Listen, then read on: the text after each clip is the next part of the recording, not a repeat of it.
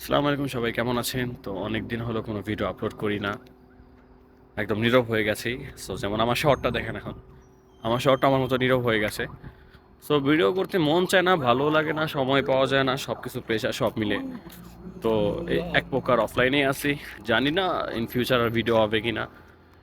তো আসলে মেন যেটা সেটা হলো সময়ের অভাব, হয়তো মন মানসিকতাও ভালো থাকে না তো কাজের প্রেশারে।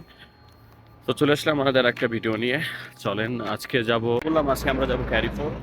আর কিছু জিনিসপত্র কেনা দরকার, কেনাকাটা করা হয় না কেননা ছুটি থেকে আসছি বাংলাদেশ থেকে 4 মাসের উপর হয়ে গেছে, কিন্তু তারপরে কিছু ধার দেনার মধ্যে আসছি। তো জীবন চলতে খুবই কষ্ট হচ্ছে, কি গরিব মানুষের যা হয় আর কি।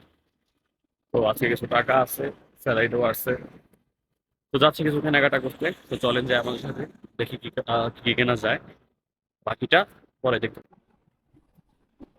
তো আমাদের সাথে আছে আমাদের ভাইয়া মুজাম্মেল, যে অলওয়েজ আমার সাথে থাকে। মুজাম্মেল, কি অবস্থা? সো আমাদের ক্যারি হোডটা ওই পাশে, রোডের ওই পাশে। মূলত গরিব মানুষ বুঝেনি তো, গাড়ি গাড়ি টাড়ি নাই।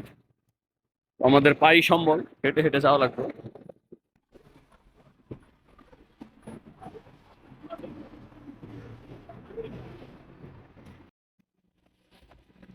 তো যেটা মেইনলি সেটা হইতেছে হলো, আমরা যা মানে আমি যেটা ভিডিওটা করি না, তো ভিডিওটা না করার এইটাই মেইন রিজন, যে এখন আর ভাল লাগে না আগের মতো। যে ওই মেন্টালিটি, কাজের প্রেশারে ওই স্ট্রেস নিয়ে মনে হয় না যে ফোনটা ধরি। ইভেন এমন হয়েছে যে এই 4 মাস আসার পরে আমি নিজের ছবি অন্তত তুলি নাই, কারণ কোনো কিছু ভাল লাগে না। হয়তো একটা সত্যি কথা সবাই বলে, যেটা যে বাপের হোটেল থেকে বের হন তাহলে জীবনটা কি বোঝা যাবে। তো সেটাই এখন রিয়েলাইজ করতেছি, যে ছোট ছিলাম ভালোই তো ছিলাম, কোনো টেনশন ছিল না, কোনো কিছু ছিল না। ইভেন জীবন ফিউচার ইন ফিউচার কি করব। তো একটা জিনিস কি, আলহামদুলিল্লাহ যতটুকু কামাইতেছি, যেটা করতেছি এনাফ, অনেক। বাট তারপরেও যে একটা টেনশন থাকে না, যে ফিউচারে কি হবে, কতটা সার্ভাইভ করতে পারবো, এই জিনিসগুলো এখন আর ভাল লাগে না।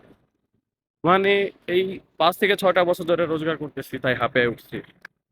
কিন্তু স্যালুট বাবাকে, যে সে এত বছর পরেও আজ একটা কথাও বলে না। সে এখনো একটা কথাই বলে, তুমি এগিয়ে যাও, আমি আছি তো। বাট সেইখানে তার জায়গাতে নিজে, যে অবশ্য 5টা বছর কাজ করতেছি, নিজে ক্লান্ত হয়ে গেছি, কিন্তু আমার বাবা আজ পর্যন্ত ক্লান্ত হয়নি।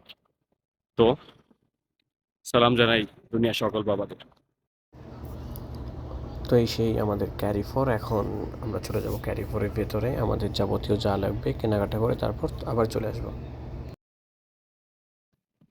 তো ফাইনালি আমরা শপিং মলের ভিতরে, আগে এখান থেকে টাওয়াল ব্যান্ড, তারপর সবকিছু। তো এখানে সবকিছুর দাম দেওয়া আছে 25 রিয়াল। এই কালারটা, এই কালার নিতে কইতেছিস?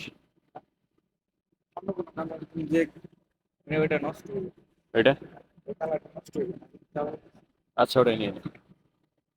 আমাদের টাওয়াল নেওয়া শেষ, এখন আরো কিছু আইটেম নিব, ইভেন তারপর এখান থেকে চলে যাব। ক্যাশ কি লকার, ক্যাশ লকার।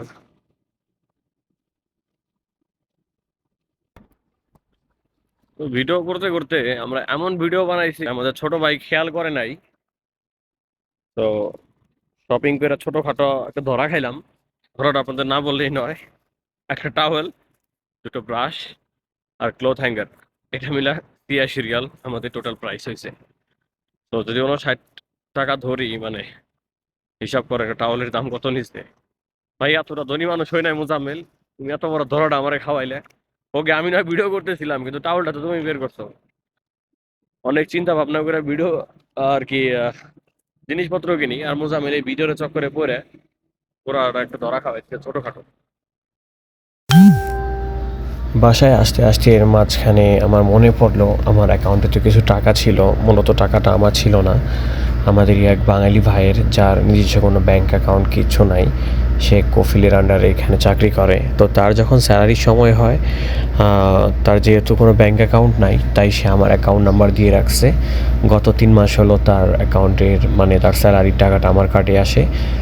তো আমি তাকে উইথড্র করে দিয়ে দেই, সেই টাকায় তোলার জন্য আসলাম। এই টাকা উঠিয়ে তাকে আমি এখন দিয়ে দিব, আর তারপর আমি চলে যাব আমার বাসায়।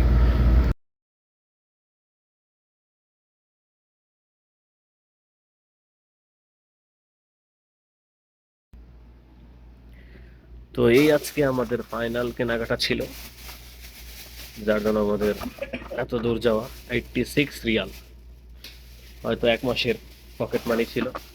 সব থেকে বড় হতাশ টাওয়ালটা কিনে, 59 রিয়ালের টাওয়াল, আল্লাহ বাঁচাও। Hanger and brush